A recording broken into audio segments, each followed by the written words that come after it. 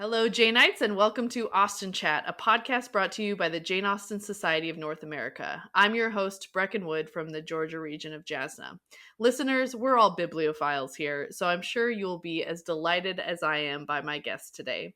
Rebecca Romney is a rare book dealer and the co-founder of Type Punch Matrix, a Washington, D.C. area rare book firm. Over the course of her career, Rebecca has sold Shakespeare folios, first editions of Newton's Principia Mathematica and Darwin's Origin of Species, and individual leaves from the Gutenberg Bible. Please give me a moment while I breathe deeply into a paper bag to keep from passing out. The author of several books, her latest is Jane Austen's bookshelf, The Women Writers Who Shaped a Legend. Welcome to the show, Rebecca. Thank you for having me. I'm so happy to be here. Okay, so we often play an Austen version of Would You Rather at the beginning of each episode, but I want to ask you a slightly different icebreaker question inspired by your new book. So, of the 8 female authors you discuss in your book, besides Jane Austen, which of them would you most like to have dinner with and why? So I have 2 answers to this because for totally different reasons. So the most entertaining person to have dinner with would have been Hester Lynch Piozzi. She was famous for her entertainment. She was a legendary wit, and she would host dinners when she was very close friends with Samuel Johnson. She was known as Mrs. Thrale during the period of their friendship, during her first marriage.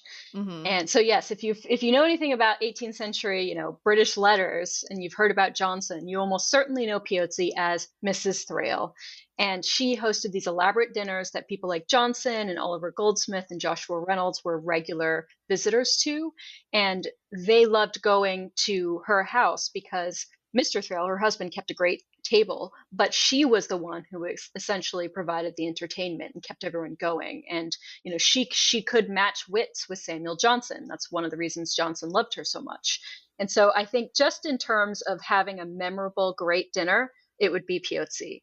Mm-hmm. But I also would just love to have dinner with Anne Radcliffe because we know so little about her. She's the one who tantalizingly probably had her reputation effaced in part because she retired really early from public life and there wasn't a lot of biographical information about her. And so when people later on tried to write biographies of her, like Christina Rossetti, there wasn't enough biographical information to be had to write those biographies.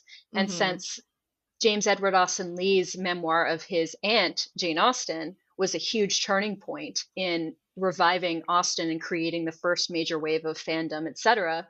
You kind of feel like, well, if Anne Radcliffe had one of those, it might have made a difference. So Maybe, I just, would love to know more about Anne Radcliffe as a person. To fill in those gaps. So, say the long name for me again. Piazzoli. What was her last name? Yes. So her last name from her second marriage is Piozzi. She married an Italian musician, and that was a big problem for all her friends. They didn't like that. But she was best known as Mrs. Thrale from her first marriage. So Hester Lynch, and then sometimes people will say Hester Lynch Thrale Piozzi. So, and she sort of had her own salon, right? Did she think of it as that? I always think that I would like to live in the time of those salons where you just have all these amazing artists and writers and they're all coming together. And yes, it was considered something of a friendly competition with the blue stocking hostesses like Elizabeth Montagu. Mm-hmm. Well, that sounds like it would have been delightful. Okay, Rebecca, let's dive in. So Jane Austen's bookshelf is about the women writers who influenced Jane Austen, but who most people don't really read anymore today. And so what inspired you to research these women and bring them to the forefront? I started doing this because I was one of those people who hadn't read any of them. Mm-hmm. And I know particularly in Jasna circles and Janeite circles, there are people who have done exactly what I'm doing in this book, which is saying, oh, Jane Austen like Frances Burney, maybe I should give Burney a try.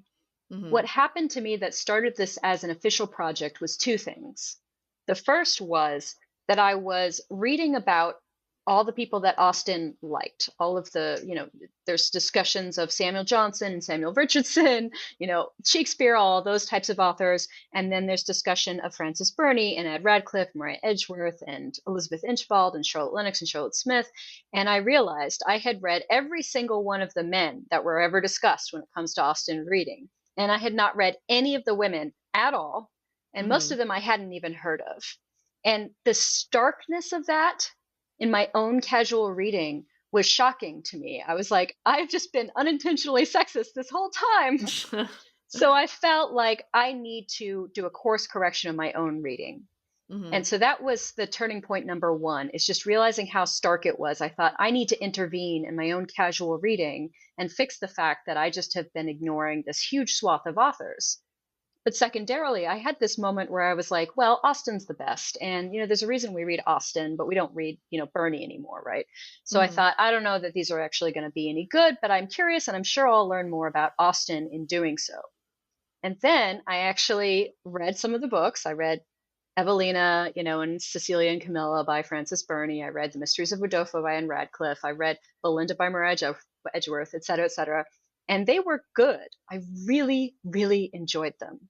And so the question became for me, not are these any good, but why don't we read them anymore if they are in fact good? And that's why I turned it into a book collecting project, is because I use book collecting as a way to analyze the rise and fall, and in some cases rise again, of their reputations over time. Because you see that through the imprints, whether they are pitched as classics, how many reprints they get in a generation, all of those are indicators that you can follow by collecting these books. That's really interesting. I remember, as I was getting ready for this interview, I had one class for my English major in college where we read authors who, when they first came out, were not considered for children, but then they sort of went through this juvenilization in the publishing industry, like Jules Verne. Yeah, Jules Verne, and it was Washington Irving specifically. I remember reading him and being like, this guy is great. Why doesn't anybody read Washington Irving anymore? Has anyone heard of him? And of course, we know Rip Van Winkle, we know Sleepy Hollow, we know the children's illustrated super abridged or retelling versions of them, but most people don't read the originals anymore. And so that is really fascinating how the publishing industry has a much bigger influence on sort of the afterlives of authors than most readers realize, I think. Absolutely. Same thing with Daniel Defoe, Robinson Crusoe. And a big part of the project was I read a lot of critics. I read a lot of scholarship. I am greatly indebted to modern feminist recovery scholarship in working on this project. And also a huge part of it was going back and just reading the books myself and making my own decisions about whether or not I liked it, rather than saying, oh, this critic says this one's not worth reading. Instead of doing it that way and just saying, oh, listen to the authorities. The authorities were very helpful to me in a number of ways, but I also wanted to choose for myself and impose my own taste. The book is front loaded as a very subjective experience. I'm like, this is my opinion as a reader. Yeah. And I'm not always going to agree with critics, and they're not always going to agree with me. And that's not only fine, that's how it should be, because I think pretending to objectivity is silly. Well, that's a really great point, because there's so much to read, right? We're sort of spoiled for choice now in the 21st century that it's hard to even bother with. Who's Charlotte Lennox? Who? Nobody's even heard of her. Who cares? I don't have time, right? There's a million new books. So why should I go through the dusty old archives of books that nobody even bothers to read anymore? And my book club, I can't talk to my book club about it because everyone will say, who is that? But so I think I've also sort of just assumed oh, we don't read them anymore, so they're probably not good. And that's just not necessarily the case. So I love that you're reminding people that actually some of these are really worth reading in their own right, and not just because they have the big name of Austen attached to them now. Yeah, I think that there's this sense, at least this is how it felt for me, right? You have Austen died so young. She died at 41, right? Tragedy. And yes, exactly. Haven't we all felt like, oh, if she had lived longer, produced more novels, we have her juvenilia, we have some of her unfinished novels, we have our 6 completed novels. That's great. But we're reading and rereading these because we kind of wish too that there were more. And it's yes, tragedy. She died young. And also we can read the books that she loved that were working in the same courtship novel tradition that were influencing her as she was writing. So it's a kind of yes and situation. Yes, we love Austen. And if you like this type of novel, there is more, in fact. Yeah, no, definitely. Well, so because I'm obviously pretty steeped in Austen lore, I recognize a lot of the names listed in your table of contents. You've already named them: Frances Burney, Anne Radcliffe, Maria Edgeworth. They come up a lot when you read about Austen. And I know Yes. about Hannah More because my good friend and former podcast guest, Brenda Cox, writes about Jane Austen and Christianity. So she's always banging the Hannah More drum. But there are Hmm. a few names that even I didn't recognize: Charlotte Lennox, Charlotte Smith, Elizabeth Inchbald. Who are these women? And what do we know about their Yes. influence on Austen? So tell us a little bit about them. Okay, I'll describe those three briefly. So Charlotte Lennox is a generation before pretty much anyone else in the book. Her best known book, and the book that we know Austen read, is The Female Quixote, which was issued in 1752. Mm-hmm. Now, The Female Quixote is, as you might guess, a reference to Don Quixote Cervantes, and it takes this conceit of someone who is reading those early modern romances and starts acting like that's real life. Except what Charlotte Lennox does is transpose that into, the life of an aristocratic woman in 18th century England. And as a Janeite, you also know that that's pretty much the description of Northanger Abbey, except Northanger Abbey uses Gothic novels. Mm-hmm. So we have the same conceit, right? Of here is a woman who loves to read, a young woman who hasn't had a lot of interaction with society. And so when she first starts going into society, she makes all these mistakes based on what she's reading, right? And all that Austen is doing is updating that for her generation, because in the 1790s, when she's composing the first version of Northanger Abbey, that is what the big trend is in the novel, is the Gothic novel. Uh-huh. And so we already have a very clear structure there. But moreover, she actually talks about this in her letters. She talks about how they're sitting around, they're reading a book, and they don't like the book. And so they put it down and they pick up a book that they know they're going to like, because they're so disappointed with the one they had. They're like, ugh, we need something that will be good. And so they pick up The Female Quixote, and Austen specifically says, it's, just as good as I remembered it, which is to say this was a reread for her, and it was something reliable that she went back to Mm-hmm. because she knew it would be good. It's like the comfort reread, just like we use Austen today. Mm-hmm. That's what she was using Charlotte Lennox for. That's awesome. Can I tell you my secret desire for a Northanger Abbey update?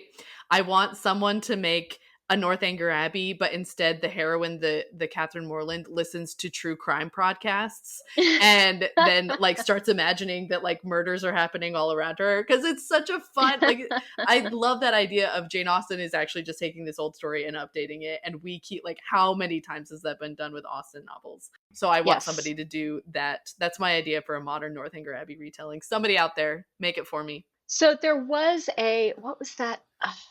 There was a TV series that was totally The Female Quixote, but it was just, oh God, I can't remember. Oh, do you know what was it called? The Remarkable Kimmy Schmidt, something like that, where it Yes, was Unbreakable, like, Unbreakable she's Kimmy Schmidt. unbreakable, I love right? that So show. she's like in a bunker, and she comes out, and like her understanding of the world is just like based on only what she had exposure In to the in the 80s? bunker. Yeah. Yeah, exactly. And Uh-huh. so that is a similar conceit. It's an easy conceit to reboot, and Mm-hmm. the point is, like, I think that originality is really overrated.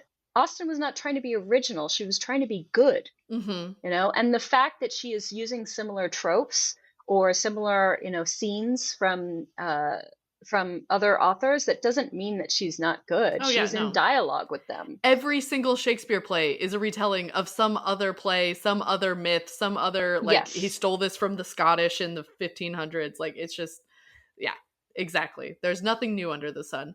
Okay, so that was Charlotte Lennox. Did you want to tell us about Charlotte Smith or Elizabeth Inchbald? Yes. So Charlotte Smith was first a poet. And she became a poet under sort of economic duress, because she was married in this economic arrangement between like two wealthy families at age 15. In Ugh. retrospect, she describes that as sold like a Southdown sheep. Oh. Yes, it was a terrible situation. She didn't really know him at all, and she was a teenager, and it did not work out very well for her. He was not only like profligate, he spent all of their money, he was abusive, he Yeah. was a terrible man. And by the time that they have had 11 children, he has finally spent all of their available fortunes such that he gets thrown in debt, or he gets thrown in prison for debt. which is a thing that can happen in the 18th century. Right, debtor's prison. And yes, and when he's in prison, she was raised as a, genteel lady. She has a great education, but she wasn't raised to make money. She doesn't know about commerce and trade. And so she says, well, what can I do? She tries to negotiate with the lawyers and everything. And then she says, well, I have been writing these poems for my own enjoyment. Maybe I can get those published and get some money from that.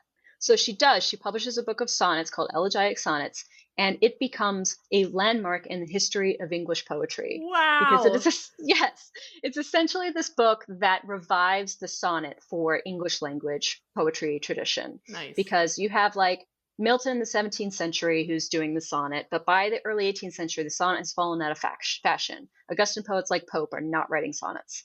And then Charlotte Smith is the one who brings it back, and she is explicitly credited as bringing it back by people like Coleridge and Wordsworth. Both Coleridge and Wordsworth are very direct about their reliance on Charlotte Smith and their debt to her.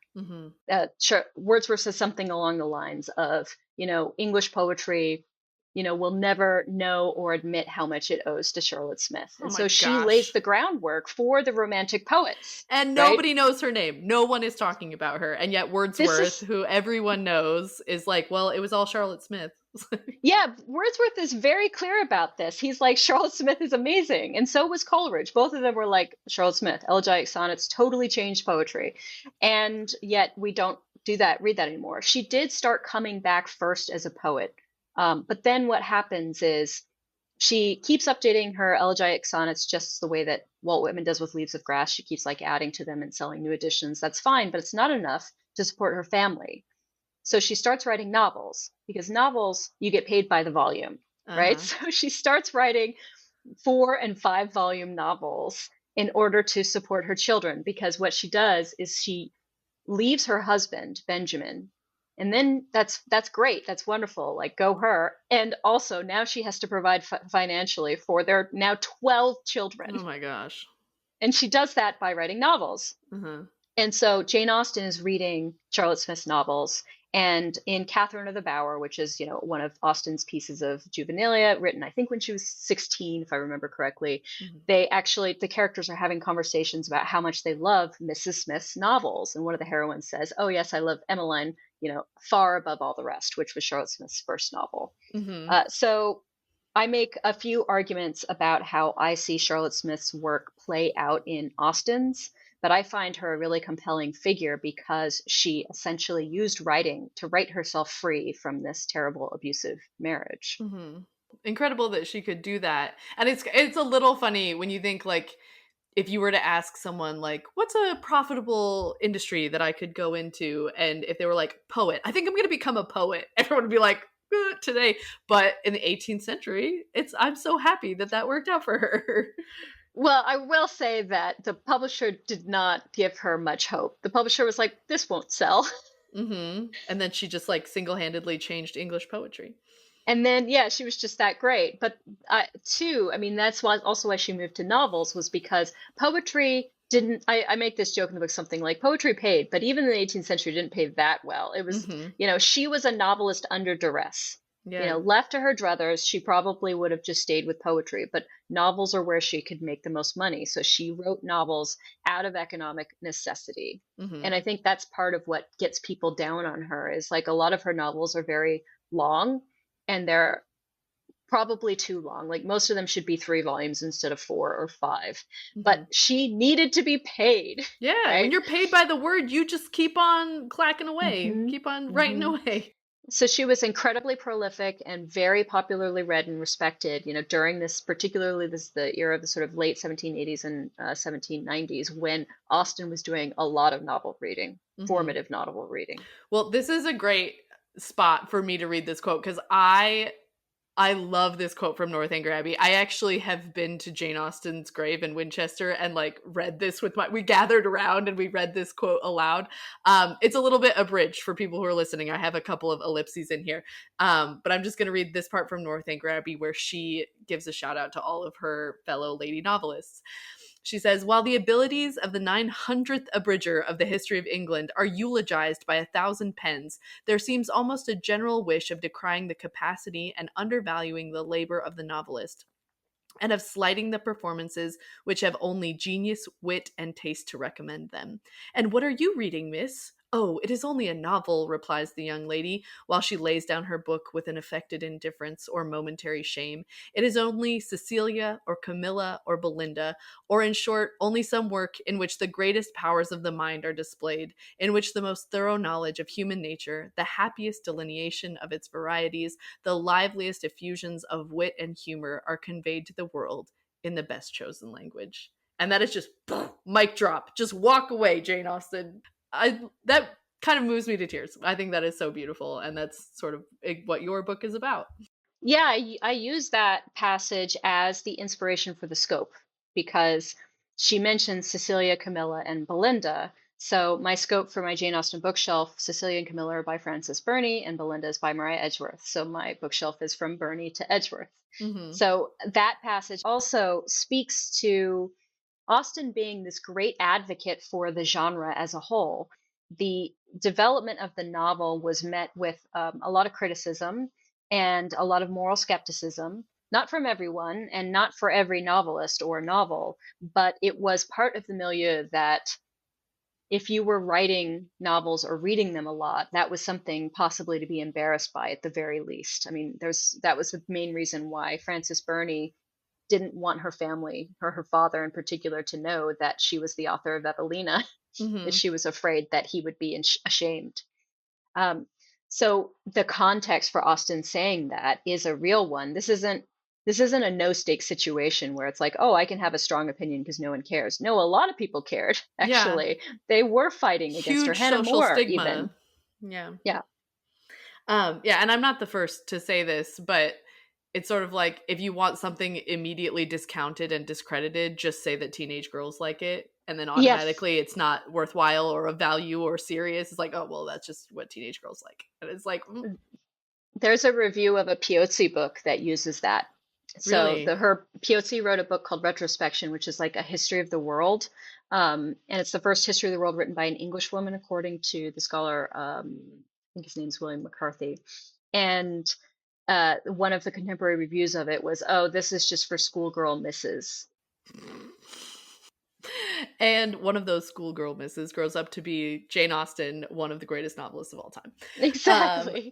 Anyway, so we've sort of touched on this, but I feel like we went in a different direction. So like these women were all more successful and widely known in their lifetimes than Austen was in hers. Correct. So why exactly have they fallen off our bookshelves? Do you have, can you give us that sort of in a nutshell? Well, I can't because it's different for every woman. Like every chapter, I specifically into it. I mean, if you want to be glib about it, which I don't love. There's a reason I made this a book and not an article. Sure. Like sexism absolutely played a part here. Right. Mm-hmm. You know, women had all of the usual standards for quality that anyone would have to pass, and also they were judged by their gender. They were. You know, males were judged neutrally as if gender didn't play a part, and women were judged as if their gender always did play a part. Mm-hmm. And so that creates an extra valence to all of these mechanics that happen to any author about why they might be remembered or not over the years. And so again, I don't think it's as simple as that. I think that's an added layer. It is the single thing that connects them, given that I'm focusing on women authors, but it's different for every single one of them. As I said early on, a big part of why I think Anne Radcliffe fell out of fashion was simply because we had so little information about her, that she did not have the same critical apparatus for people to write about her the way that people like Austen or even Edgeworth or Burney get written about. Mm-hmm. You know, Burney's diaries coming out was a huge literary event in the Victoria era, just as the memoir of Jane Austen was a huge event in the rise of Austen's reputation. And Radcliffe doesn't get any of that, right? So that's not sexism. That is very much more based in the fact that she was so private. She didn't want her personal details out there. Mm-hmm. And then there are other cases like Piozzi. She is remembered, but she's remembered under a different name. She's remembered as Mrs. Thrale. She's remembered for the era when she was friends with Samuel Johnson, not for the era when she was actually publishing, which was when she was in her second marriage as Piozzi. And so that's an interesting mechanism, right? That Samuel Johnson was just the more overwhelming figure, just like Austen is sort of a more overwhelming figure next to someone like Burney. So lots of different mechanisms, lots of different ways that people can fall in and out of popular knowledge. Mm-hmm. Yeah, and so people will have to just go and read it to find out That's right. all the details. So I saw a video of yours on Instagram in which you call Sense and Sensibility Austen's most overrated novel, which, first of all, makes me want to challenge you to Pistols at Dawn. But Let's do setting it. aside my personal, actually, I would lose. It would be terrible. Setting aside my personal preferences, why do you think that's so? And what are some other books from that era that you think are more well written than Sense and Sensibility that some of our listeners maybe could pick up? Okay, so people got so mad about that video. And I get it, because we all kind of have our favorite books, and we will, as you say, we will challenge anyone to a duel. First of all, I want to make it clear, overrated does not mean bad. I don't like, those are two different things. My point is, I think that Sense and Sensibility is often put up next to Pride and Prejudice and Emma, and I don't think that's right. And I think structurally and stylistically, you can explain why that is. It's really as simple as that. And I talk about it in the video very, very briefly. You know, we don't need to nitpick in here. I have a problem with how the ending wraps up. I think the ending is forced in a way that none of her other books are. And I will say, though, too, again, I love Sense and Sensibility. Let me be clear. It's a You don't have to great defend book. yourself. It's okay. But it's not a defense. It's true. No, yeah. Like, me saying it's overrated does not mean it's bad. It does not mean I don't like it. It's a Right. great book. In fact, one of my favorite bits of dialogue is in Sense and Sensibility. It's that early one when John Dashwood and his wife are arguing, Oh, and yeah, Fanny very slowly convinces him bit by bit to right? lower the amount of money that she's going to give away, and then it ends up being nothing. Yeah, I think that is brilliant. And I think it's one of the great examples of Austen's use of dialogue that she does particularly well in Pride and Prejudice. So, yeah, I am a big fan of people who have strong opinions, well argued, even if I don't agree with you. So if you feel otherwise, cool. I don't have a problem with that. But I do think that personally, I would put other novels higher than where it traditionally tends to fall in the ranking of Austen novels on their own. And again, I mean on their own. I'm not talking about, you know, it's objectively overrated for the time period or something. It's not. It's absolutely amazing. There are lots of novels, though, from that era that are now completely underrated. And essentially, I would point to pretty much any book written by Maria Edgeworth. I love Maria Edgeworth. I love her books. Where do I even start? So courtship novels like Belinda or Helen. Helen comes out it's like the last book of Maria Edgeworth. It's like in the 1830s. Those are both great books if you like the courtship novel type of book like Austen. If you just want to read general novels that are amazing, I mean, technically Harrington is a courtship novel, but it's from the hero's point of view. It follows the man. Harrington was a shocking read to me. It felt so modern and so good. It's essentially about a guy who grows up in this environment where he is just sort of culturally fed anti-Semitism, and he just takes that in, and that sets up a situation for him where he starts to fall in love with this woman from a Jewish family. And this entire book was inspired by a letter from a fan, because in one of Maria Edgeworth's best books, best known, most acclaimed books, it was called The Absentee, there is a anti-Semitic stereotypical character in it, like who's like a villain type, right? And there's this woman named Rachel from the United States who writes a letter to Maria Edgeworth and says, wait, did she write to Charles Dickens too?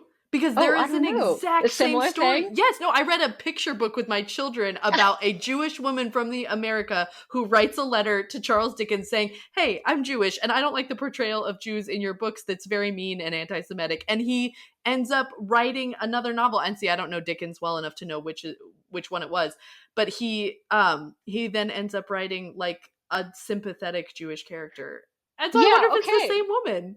Yeah, maybe. I mean, she writes Maria Edgeworth and she says, you have so much complexity and realism in your characters. I don't understand why you would rely on these anti-Semitic tropes when, like, you clearly know better as a writer. Like, what are you doing? And Maria Edgeworth was like, right, what am I doing? Why am I doing this? And so she has this moment of personal reckoning where she says, why did I just imbibe all of that anti-Semitism thoughtlessly? And then she puts that into the character kind of being like, why, he very early on has these really important relationships, mentorships with older Jewish men who are incredibly important in his life. And in the meantime, his family's like, why are you hanging out with that Jewish guy?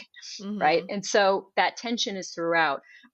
So it's a courtship novel technically, but the hero is one of these romantic era heroes. So if you like, say, the Brontes, if you like Charlotte Bronte, you should read Harrington. It is so good. Is there brooding? Is there a lot of brooding? There's so much brooding. Yes. I mean, it is not Wuthering Heights like evil people kind of No, thing. I don't want Wuthering Heights. I just want Rochester level brooding. Yes. That's all I want. We're squarely Charlotte Bronte, not Emily. Emily's the crazy one. So yeah, as you can tell, I can go on about Maria Edgeworth. My personal favorite is a book called Ennui. But it is, to me, you could put up just about any Maria Edgeworth book and just try it and it will be good. Okay, is it true that hers are also not terribly long?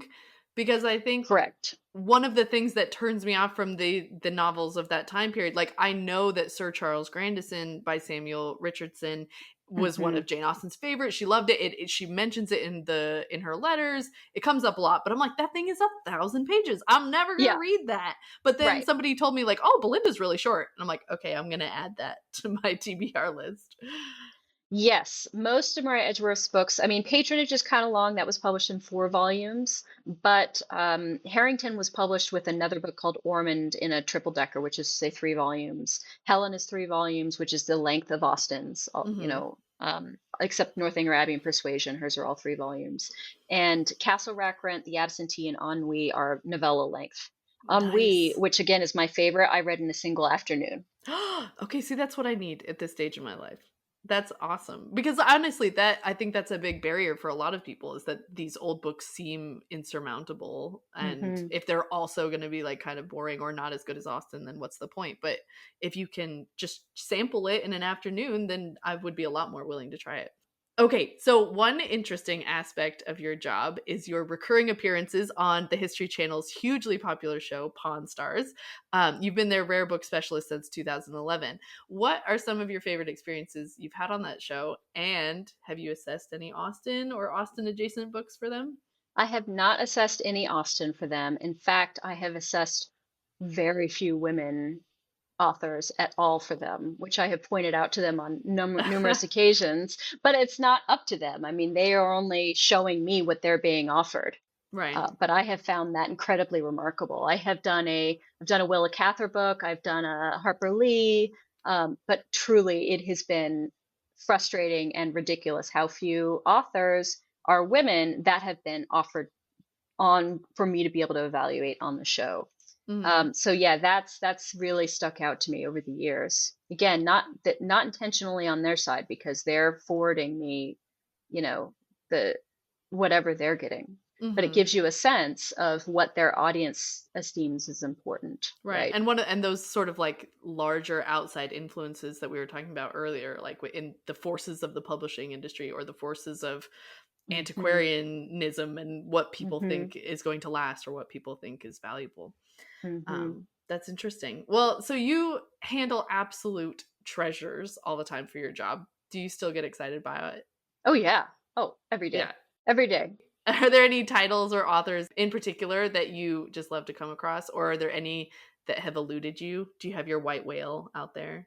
I mean, I suppose I have my white whales, but my job is one that is just simply based in enthusiasm, right? Like, I am really excited by this material and I am a professional enabler. What I like is that someone else is really obsessive about something such that they're willing to spend a lot of money for something that they could easily read online, right? Like, that's kind of what I do. So it's like, you're not buying this book because you want to read it. You're buying it because it has some sort of symbolic value to you. And so for me, and people say, oh, what's your favorite book that you've handled? It's like, well, what's some that I've handled recently? Because inevitably it's something like amazing. One thing I just sold last week was the first, what we call the Editio Princeps, which is essentially the first printed edition of a manuscript work. It was the first printed edition of Gawain and the Green Knight. Whoa. Yeah, and it was actually quite late because the story of the manuscript, that manuscript and Beowulf survive only in single unique copies that were preserved by a collector, this guy named Robert Cotton, whose library forms the foundation of the British Library. So they're in the British Library and they're only known those one copies. Before Cotton's library ended up at the British Museum, what would become the British Museum, it actually was subject to a fire, and about 4/10 of it was destroyed. Oh, no. So think about that. 4/10 of this library that has the only surviving copies of Beowulf and Gawain and the Green Knight It's disappeared. unthinkable. Ugh. Like, so on the one hand, we have these two works, these amazing, important works in the history of English literature because of him. And on the other hand, like, what else may have been in there? It's like the library at Alexandria or anything that was Yeah. like ransacked by the Vikings. You're like, what would we have if it wasn't for that? Mm-hmm. Yeah. So do you, I guess that's kind of a follow-up question. Do you deal with handwritten things and manuscripts as well? Or Yeah. is that like kind of an adjacent industry or? It is technically, it does have its own skill set. However, if you are a rare book dealer, you have to develop that skill set too, because you're going to handle signed copies of books, right? Signed and inscribed copies. And you need to be able to evaluate those signatures. You have to. And if you're doing that, if you're already paying attention to materiality like ink and paper, that's part of the job with books, then you are developing that skill set with manuscripts. It's much more of a question of time period. Just handling a 20th century manuscript is very different than handling a 15th century manuscript. Absolutely. Yeah. Well, that is incredible and dreamy. Thank you so much for coming on the show today, Rebecca. Where can listeners learn more about you and your work? So you can find me in two different places depending on what you're interested in. So if you're interested in the rare book side, you want to see like my shop, then you want to go to Type Punch Matrix. That's the name of my shop, typepunchmatrix.com. And we have a mailing list. We do print catalogs. You can poke around in our subject areas, all of that. I'm actually doing a big Jane Austen bookshelf display at the New York Antiquarian Book Fair that's happening in April. So, I do have that type of stuff come into my professional rare book dealer life. And then aside from that, if you just want to see what I'm doing as an author or things on social media, I'm very findable at RebeccaRomney.com or Rebecca.Romney on Instagram, et cetera, et cetera. Mm-hmm.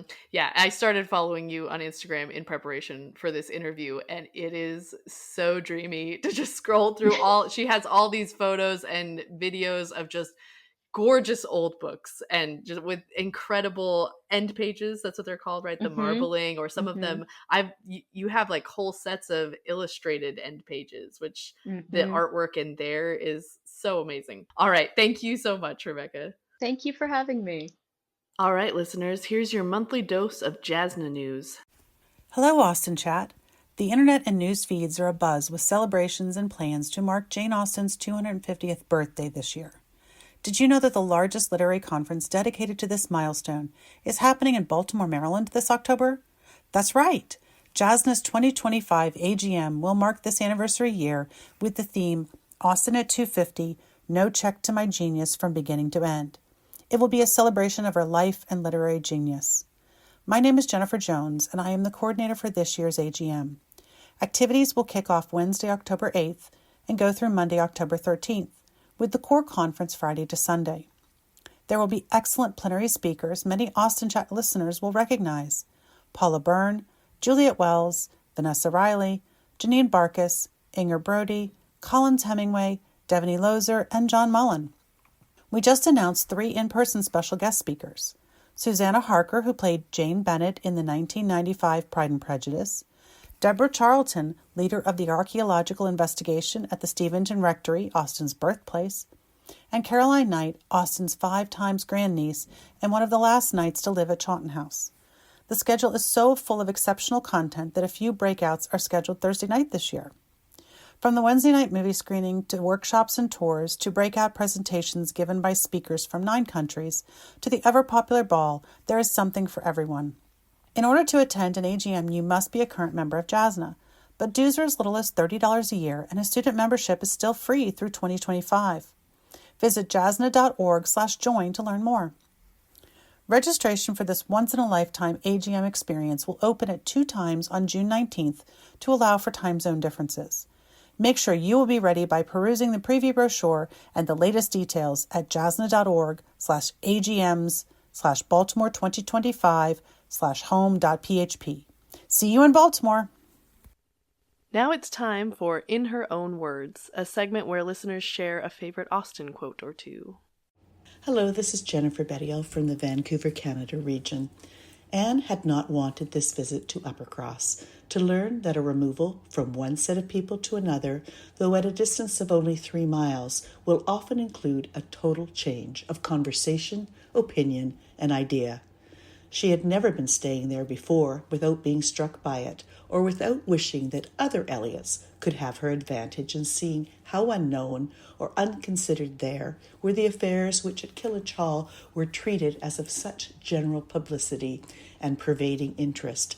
Yet, with all this experience, she believed she must now submit to feel that another lesson in the art of knowing our own nothingness beyond our own circle was become necessary for her.